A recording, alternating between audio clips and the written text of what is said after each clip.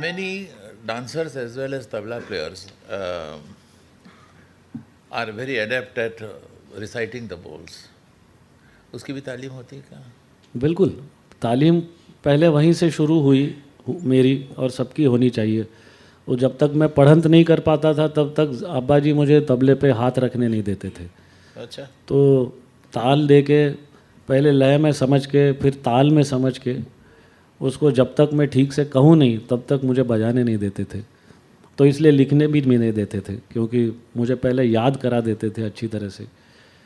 क्योंकि until and unless the challenge here is that it's an abstract language and to by heart बोल by heart करने के बाद उसमें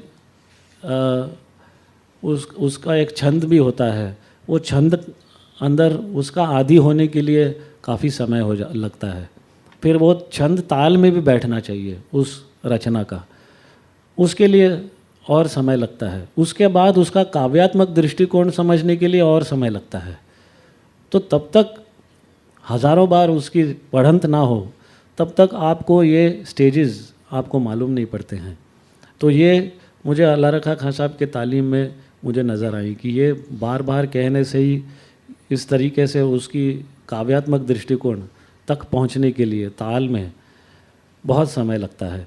और पढ़ंत में आपको ये भी मालूम हो जाता है पढ़ंत द्वारा कि आपको बजाते हुए ज़रब कहाँ देने हैं, कहाँ किस अंग कॉम्पोजिशन के किस स्टेज पे आप ज़रब दे रहे हैं, कहाँ प्रेशर है, कहाँ रिलीज़ है, कहाँ उसका उतार चढ़ाव है। ये सारी चीज़ों का ज्ञान होता है। तो पढ़ंत is the most essential part of learning as well as performing. नहीं, उसका भी एक रियाज अलग से होता है। पढ़ंत का भी रियाज होता है क्योंकि सीखते वक्त जैसे मैंने कहा आप अगर उसको हज़ारों बार कहेंगे तो उसकी आत्मा ज़रूर आपको पहचानने में आएगी। तो जब तक उस रचना की विस्तार की या कॉम्पोजिशन की आत्मा आपको पकड़ में नहीं आती है तब तक आपको पढ़ंत करना चाहिए। I also had this discussion with Suresh ji because he asked me to present a paper on पढ़ंत in one of the seminars. अच्छा। And when the tabla seminar happened at the NCPA, at that time we discussed 3 stages. One is laydar, where the composition is understood in just straight lay, in just straight tempo. एक लय में पहले उसको समझ लें। दूसरा लयकार का जो स्टेज है उसमें जो ज़रपें लग रही हैं अलग अलग एक्सप्रेशंस ऑफ लय, it may not be on beat, they are usually off beat. So उसको फिर when you express the off beat syllables, your tempo should not change. So when you understand that, that is the laikar stage.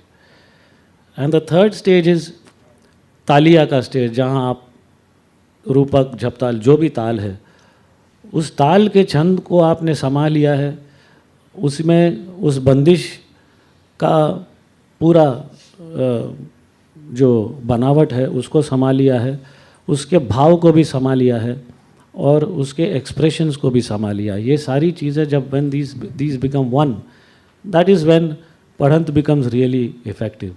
So if I have to give you an example, if I say धा धिन ता कृत धा धि धि कृत धिन ता कृत धा गे तिट गदि गे नकत धाति धाकत धाति धाकत धाति धा कृत धा धिन ता कृत धा धि धि कृत धिन, ये बंदिश चल रही है। तो इसी को अब ये लयदार अवस्था में है, इसी को लयकार अवस्था में अगर देखना है तो इस ताली को हाफ करके जहाँ ऑफ बीट सिलेबल्स गिर रहे हैं उसको महसूस करना विदाउट डिस्टर्बिंग द टेम्पो। सो धा धिन ता कृत धा धि धि कृत धिन ता कृत धागे तिट गदि गे, ये जो ज़रपें गिर रही हैं, धा धिन ता कृत धा धि धि कृत धिन ता कृत धागे तिट गदि गे न कत धाति धकत धाति धकत धाति धा।